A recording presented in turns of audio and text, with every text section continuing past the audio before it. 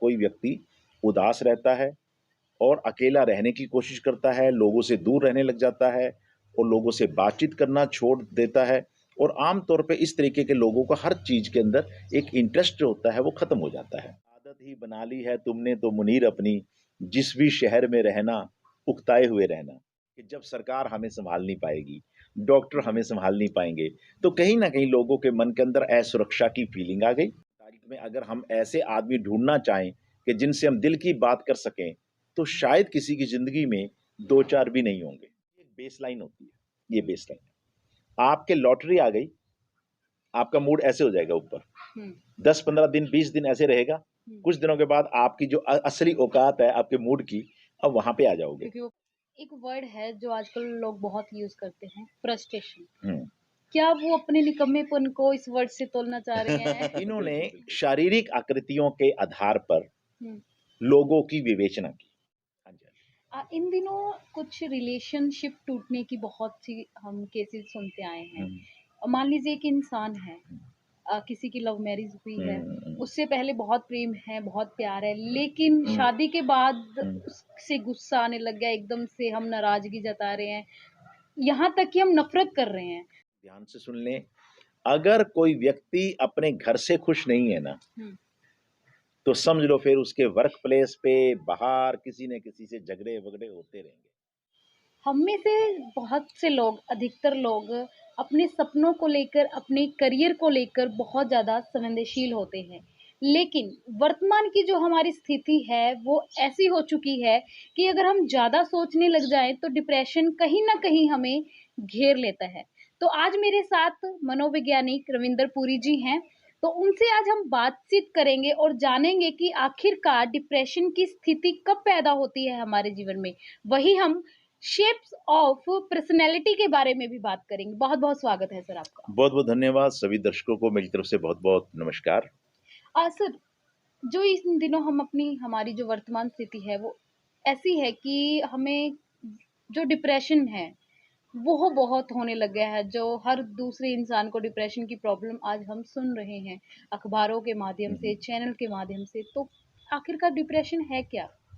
देखिएगा डिप्रेशन हमारी जो मूड है, मूड हमारे कभी-कभी आपने सुना होगा कि कभी-कभी कुछ लोगों के मूड अच्छे होते हैं, कभी मूड खराब होता है। हुँ, तो बेसिकली डिप्रेशन एक मूड डिसऑर्डर है। जब हमारा मूड बहुत ज़्यादा ऊपर होता है तब हम बड़े खुश होते हैं और कभी-कभी हमारा मूड बहुत ज़्यादा लो होता है। जब हमारा मूड बिल्कुल लो होता है, उसे हम डिप्रेशन की स्थिति कह सकते हैं, उदासी की स्थिति कह सकते हैं। सबसे सबसे पहले लोगों को ये समझना ज़रूरी है कि हर उदासी डिप्रेशन नहीं होती है। हम हुँ, लोग जनरली कई बार उदास हो जाते हैं। डिप्रेशन का अगर हम पैरामीटर्स की बात करें तो ये समझ के चलना चलेगा कि लंबे समय तक कोई व्यक्ति उदास रहता है और अकेला रहने की कोशिश करता है, लोगों से दूर रहने लग जाता है और लोगों से बातचीत करना छोड़ देता है और आम तौर पे इस तरीके के लोगों का हर चीज़ के अंदर एक इंटरेस्ट जो होता है वो ख़त्म हो जाता है। हुँ। अगर किसी व्यक्ति के अंदर इस तरीके की परिस्थिति एक लंबे टाइम तक चलती रहे, तो तब हम कह सकते हैं कि वो डिप्रेशन से पीड़ित हो चुका है। अदरवाइज़ अगर कोई व्यक्ति थोड़े समय के लिए उदास रहता है, अकेला रहता है, चुपचाप रहता है, लेकिन 2-4 दिन के बाद वो ठीक हो जाता है, तो वो डिप्रेशन नहीं है। हमारी ज़िंदगी में ऐसे बहुत सारी उदासी के पड़ाव आते हैं, जब हम हुँ। कई बार उदास भी हो जाते हैं। काफ़ी टाइम होता है कि किसी का नेचर ही ऐसा होता है कि वो ऑलवेज़ डिप्रेशन में या उदास हाँ, रहता है। बिल्कुल, बिल्कुल। ये वो कहते हैं ना एक शेर भी है कि आदत ही बना ली है तुमने तो मुनीर अपनी, जिस भी शहर में रहना, उकताए हुए रहना। कई लोगों की अपनी आदत होती है, कई लोग ऐसा चेहरा बना के रखते हैं, कई लोगों की हुँ, पर्सनैलिटी ऐसी होती है। तो यहाँ पर्सनैलिटी से बात मैं कर दूँ कि मनोविज्ञान के अंदर, साइकोपैथोलॉजी के अंदर एक तो बीमारियाँ होती हैं। जैसे किसी को डिप्रेशन की बीमारी है, मैनिया की बीमारी है, ओसीडी की बीमारी है, एंग्ज़ायटी की हुँ, बीमारी है, वो बीमारियाँ हैं। इसी तरीके से मनोविज्ञान ये भी कहता है कि कुछ लोगों की पर्सनैलिटी वैसी होती है हुँ, कि जिसको हम बोलते हैं depressive personality, anxiety anxious personality. ऐसे ही कुछ लोगों की ओसीडी पर्सनैलिटी मतलब वो मानसिक रूप से बीमार नहीं होते हैं, लेकिन हुँ, वो थोड़े से आम आदमियों से हटकर उनकी पर्सनैलिटी के अंदर डिप्रेशन वाले गुण कंपैरेटिवली ज़्यादा होते हैं। तो अगर हम मनोविज्ञान के, साइकोपैथोलॉजी के पैरामीटर्स की बात करें, तो वो उन पैरामीटर्स पे खरे नहीं उतरते हैं। कि जिसके कह सकेंगे ये बंदा डिप्रेशन का पीड़ित है। लेकिन उसकी पर्सनैलिटी के गुण ऐसे हैं कि वो चुपचाप रहता है, इंट्रोवर्ट है, आमतौर पे लोगों से बातचीत करना ज़्यादा पसंद नहीं करता है और कुछ लोगों को ऐसे शक्ल बना के रखने की आदत हो जाती है और इससे उनको सेकेंडरी गेन्स मिलते हैं। मनोविज्ञान के अंदर शब्द यूज़ होता है सेकेंडरी गेन्स। मतलब उनको मज़ा आना शुरू हो जाता है। जब वो उदास सा मुँह बना के रखते हैं, रोने वाला मुँह बना के रखते हैं, तो लोग उनसे पूछते हैं, "क्या हुआ? कैसे हुआ? सहानुभूति जो रखते हैं। कब हुआ?" तो वो फिर हम्म। उनको लगता है कि इससे लोगों की अटेंशन उनकी तरफ ज़्यादा जा रही है। अब पहले के समय में भी डिप्रेशन जैसी प्रॉब्लम्स होती होंगी, हुँ। लेकिन इन दिनों ज़्यादा हम जैसे कोरोना के बाद से हम डिप्रेशन की प्रॉब्लम को ज़्यादा सुन रहे हैं। इसका क्या कारण रहा है? देखिएगा जो कोरोना का हमारी ज़िंदगी में प्रवेश हुआ, कहीं न कहीं कोरोना ने हमें ये बता दिया कि आप अनसेफ हो। हुँ, मतलब जो देखिए कि अमेरिका जैसे देश, इटली जैसे देश, फ्रांस जैसे देश, जो कि बहुत संपन्न देश हैं, हुँ, उनसे भी कोरोना महामारी सँभाली नहीं गई। तो वहाँ के लोग और अपने इंडिया के लोग और दुनिया भर के लोग इस बात को देख के अचंभे में हो गए कि कोई ऐसी परिस्थिति भी पैदा जीवन में हो सकती है आज भी की तारीख में कि जब सरकार हमें सँभाल नहीं पाएगी, डॉक्टर हुँ, हमें सँभाल नहीं पाएँगे। तो कहीं न कहीं लोगों के मन के अंदर असुरक्षा की फीलिंग आ गई, पहली बात।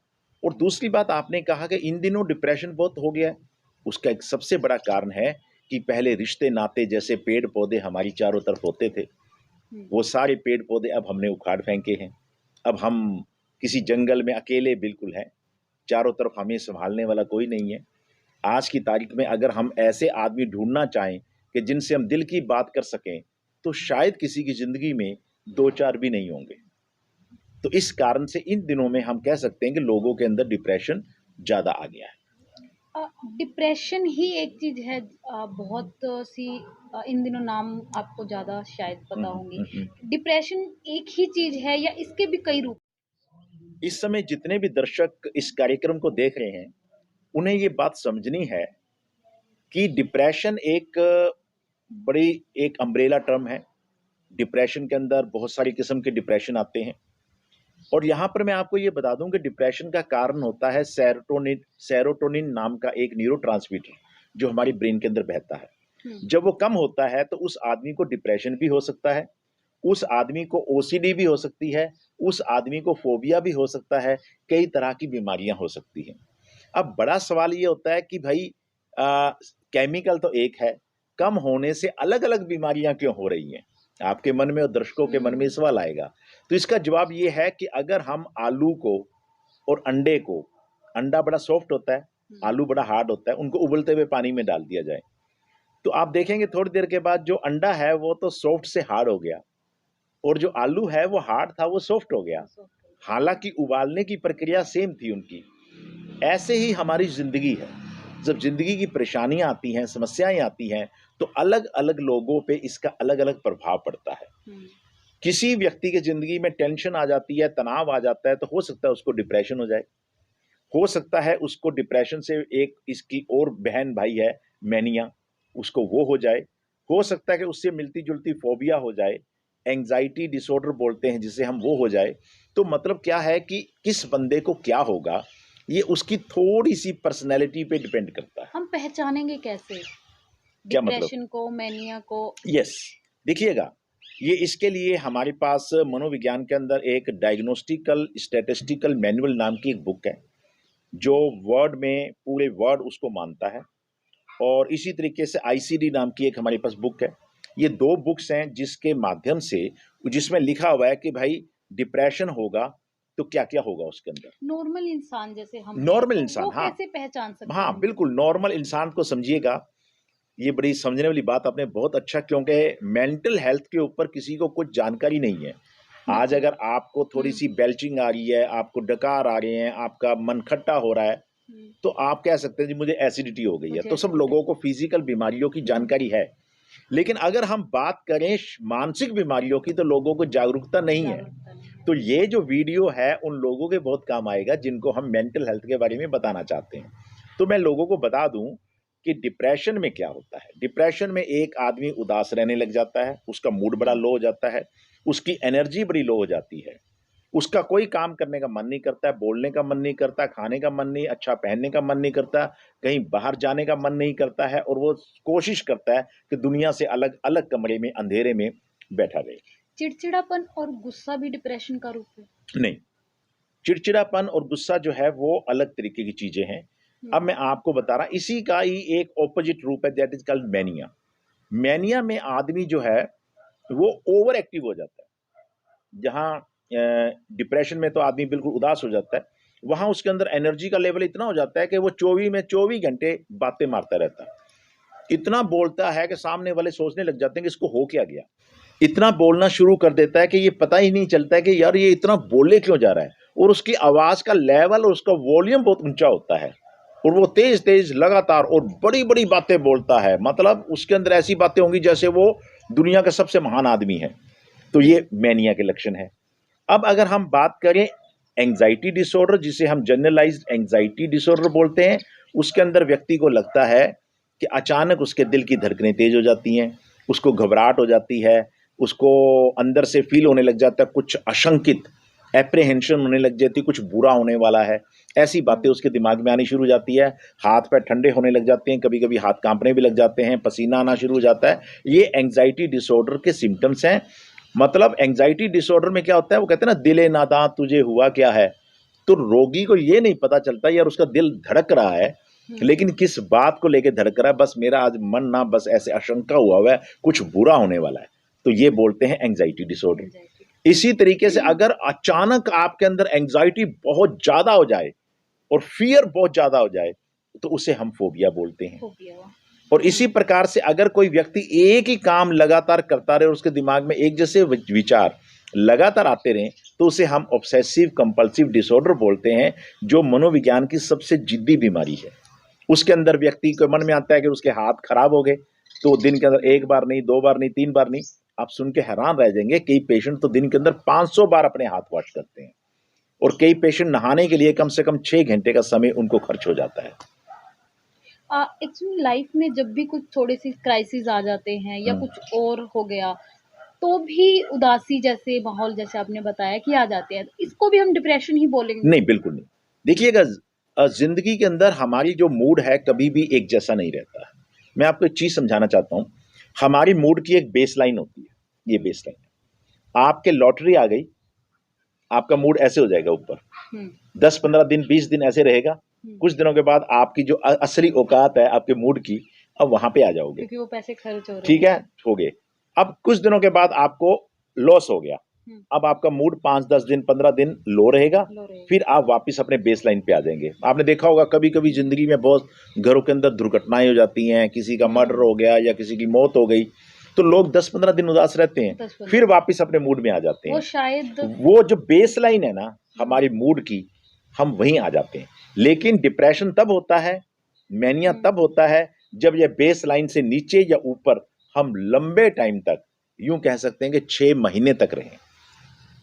तो इसके लिए हम स्टार्टिंग से ही अगर बात करें तो कैसे हम अपना ध्यान रख सकते हैं? देखिए, मेंटल हेल्थ का अगर आपने ध्यान रखना है तो बहुत अच्छी बातें समझनी जरूरी है। नंबर 1 तो अपने आप को स्वीकार करना सीखिए। लोग अपने आप को स्वीकार नहीं करते हैं। लोग पता नहीं क्या बनना चाहते हैं और अपने जैसे नहीं हो पाते हैं, वो पहली चीज। दूसरी बात है कि रिश्तों में इन्वेस्टमेंट करना बहुत जरूरी है।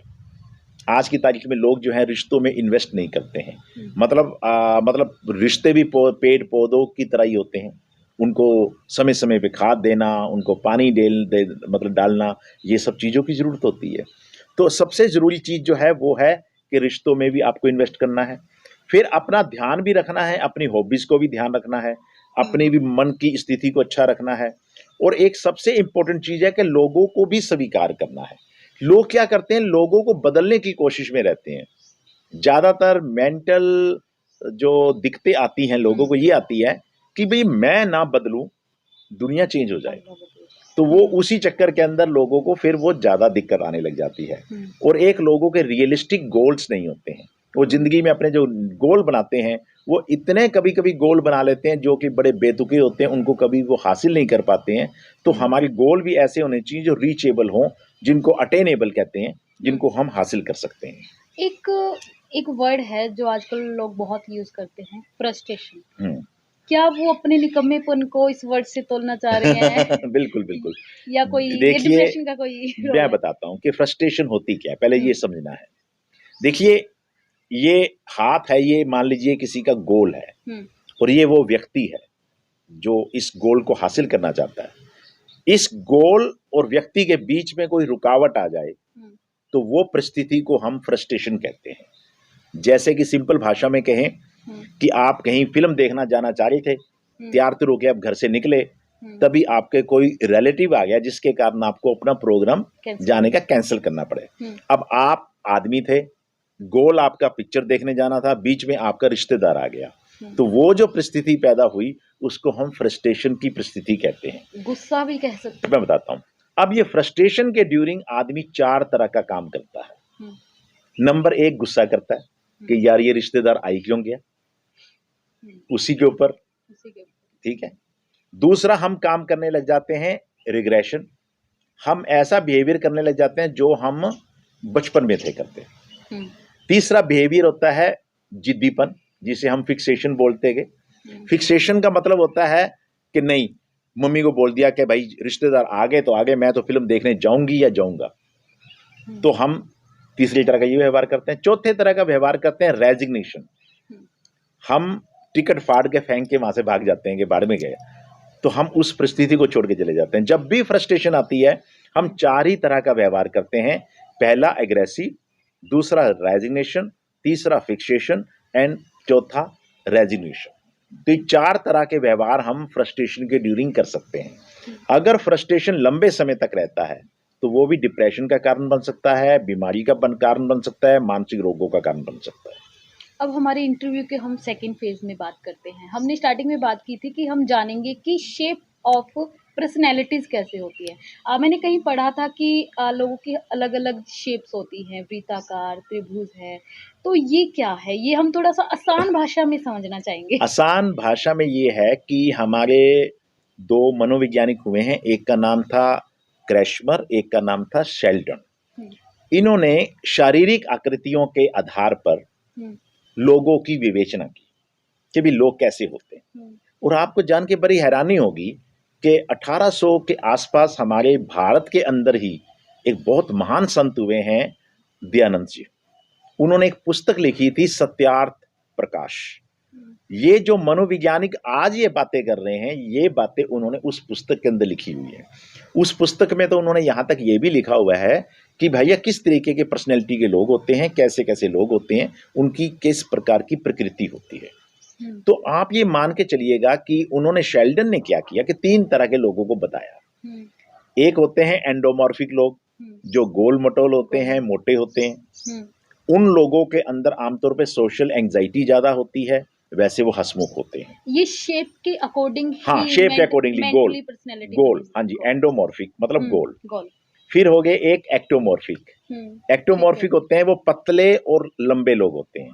ठीक है। ये चिड़चिड़े स्वभाव के, सडियल और जल्दी गुस्सा करने वाले होते हैं। बहुत ही हुँ, थिन होते हैं, टॉल होते हैं।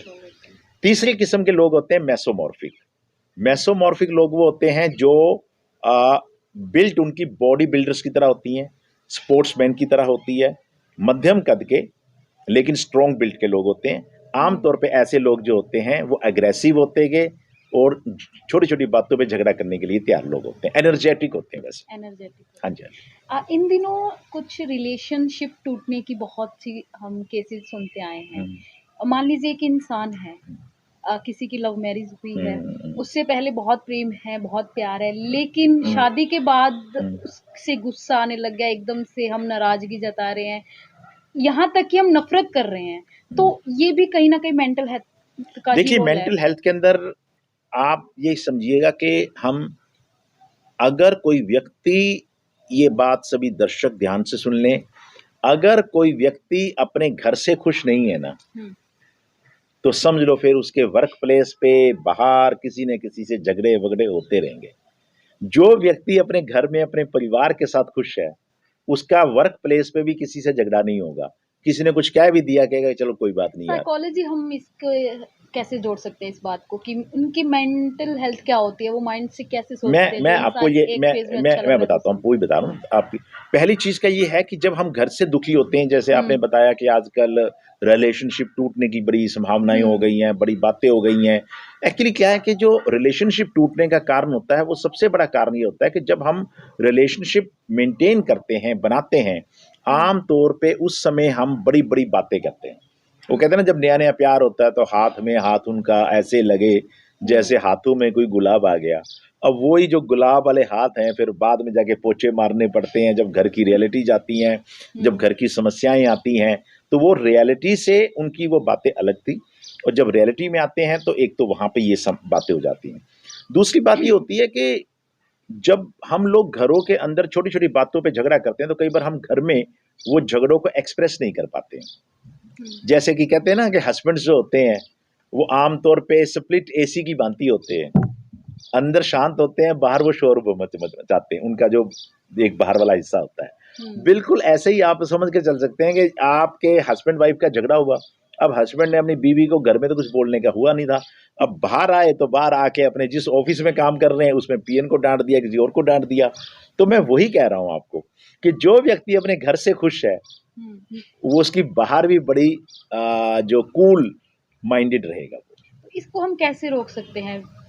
देखिएगा, सबसे पहली चीज तो येगा कि हमें अपना एक्सप्रेशन अच्छा करना चाहिए। हम्म मतलब कि जरूरी नहीं है कि आपको किसी ने कुछ कह दिया है तो आपने उससे झगड़ा ही करना है। हम्म हम उससे प्यार से भी बात कर सकते हैं, उसको समझा भी सकते हैं। हम्म हमारा क्या इशू क्या हो गया है कि तीन तरह के व्यवहार हम आमतौर पे करते हैं। जैसे मान लीजिए मुझे किसी ने गाली दी, हम्म तो मैं तीन तरह के बिहेवियर कर सकता हूँ। पहला बिहेवियर मेरा ये होगा कि मैं ईंट उठा के उसको मार दूं, ये हो गया एग्रेसिव बिहेवियर। aggressive। एक होता है सबमिसिव बिहेवियर, हम्म जिसमें कि किसी ने मुझे गाली दी और मैं सोचूं क्यों पंगा कर लेना यार, छोड़ो यार, और मैं चुप होके अपने वहां से चला गया। हम्म ये होता है सबमिसिव बिहेवियर। एक इन दोनों का, ये दोनों ही मनोविज्ञान की दृष्टि से अच्छे बिहेवियर नहीं है। अच्छा बिहेवियर है कि जब व्यक्ति असर्टिव बिहेवियर करता है, मतलब ना वहां से भागता है ना गाली देता है, बल्कि सामने वाले को देखता है, देखो भाई आपका बोलने का तरीका सही नहीं है, आप जो गाली दे रहे हो वो ठीक नहीं दे रहे हो, असली बात ये। तो मैं आप सामने वाले को इस तरीके से कम्युनिकेट करते हैं। तो अगर हमें असर्टिव वे में कम्युनिकेट करना आ जाए, असर्टिव वे का मतलब होता है बिना डरे, बिना सहमे, बिना गुस्से में आए सामने वाले को अपने दिल की बात कहनी। एक हम जैसे कोई इंसान है, वो बिल्कुल ही हिम्मत हार चुका है, उसके लिए बेड से उठना भी मुश्किल है, वो किस प्रकार से इस जो सिचुएशन है उसको उसको कैसे डील हैंडल कर कर सकते सकता हैं। है? यहाँ पर मैं एक बहुत बहुत इंपॉर्टेंट बात आपको बताना चाहता हूँ कि सबसे पहले अगर घर में कोई ऐसा व्यक्ति हो, हम्म तो सबसे पहले आपको डॉक्टर से या मनोवैज्ञानिक से मिलना चाहिए। हो सकता है उस व्यक्ति को, अगर कोई ऐसा व्यक्ति जो बेड पे हिलना नहीं चाहता, वैसे नॉर्मल है, तो उसको डिप्रेशन की बीमारी हो सकती है, पहली बात। और अगर आप घर में इसका छोटा सा इलाज करना चाहें, तो उस व्यक्ति को जबरदस्ती उठा के थोड़ा सा आप चलाइए, घुमाइए, इधर उधर भगाइए, तो थोड़ी देर के अंदर ही उसके अंदर एनर्जी आ जाएगी। एक जादुई मंत्र है। हमारी ब्रेन को जब पता चलता है कि हमारी बॉडी हिल रही है, तो वो अपने आप एनर्जी पैदा करनी शुरू देता है कर, और व्यक्ति जो है एनर्जाइज हो जाता है। किसी में हद से ज्यादा आलसीपन है, वो भी डिप्रेशन के ही रोल में आएगा? आलसीपन होना और डिप्रेशन होना अलग चीज है। इसके लिए हम बोलते हैं डिफरेंशियल डायग्नोसिस।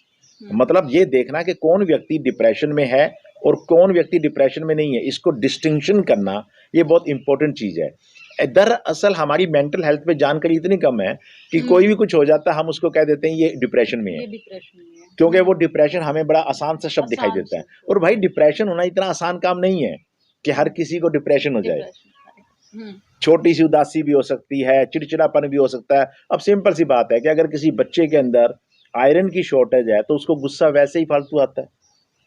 अब मान लीजिएगा कि कुछ महिलाएं होती हैं जो जो मेंस्ट्रुअल पीरियड के ड्यूरिंग, उनमें गुस्सा थोड़ा सा कंपैरेटिवली ज्यादा आता है। तो अलग अलग चीजें हैं, लेकिन वो हर चीज डिप्रेशन नहीं है। स्टार्टिंग डेज में हम डिप्रेशन को कैसे समझ सकते हैं? बस सिंपल सा, जब वो ये कहना शुरू कर दे कि किसी के घर जाना है तो रहने दो, मेरे लिए कपड़े मत लो, मैंने तैयार होके क्या करना है, शेप बनाने की क्या जरूरत है, बाल बनाने से हेजिटेंट होने लग जाए, औरत है तो मेकअप करने से हेजिटेंट होने शुरू हो जाए, घर वाले कहें चलो घूमने जाना तो घूमने जाना उसका मन ना चाहे, तो ऐसे अगर वो अपने आप को विड्रॉ कर रहा है तो फिर समझिएगा कि कहीं ना कहीं उदासी की शुरुआत हो गई है, और उदासी से फिर हम यात्रा करते करते डिप्रेशन तक पहुंच सकते हैं। ऐसी कंडीशन में हम किसी डॉक्टर से ही सलाह ले सकते हैं या घर पर भी कुछ इलाज हो सकता देखिए, है? मैं आपको ये बहुत ज़रूरी बात बताना चाहता हूँ कि जो छोटी-छोटी चीज़ें होती हैं, हुँ, जैसे मान लीजिएगा कि आपको एसिडिटी हो गई है, तो लोग ठंडा दूध पीते हैं, केला खाते हैं, हुँ, वो घर के इलाज होते हैं। ऐसे ही जो मनोवैज्ञानिक बीमारियाँ हैं, इनके भी छोटे-छोटे घर के इलाज हैं। आप कर सकते हैं कि जैसे पॉज़िटिव कभी किसी धार्मिक संस्थान में उसको लेके गए, हो सकता है वहाँ मूड ठीक हो जाए, या उसको हम पिक्चर देखने ले गए या उससे बातचीत की, तो छोटे-छोटे फ़ॉर्मूले हैं।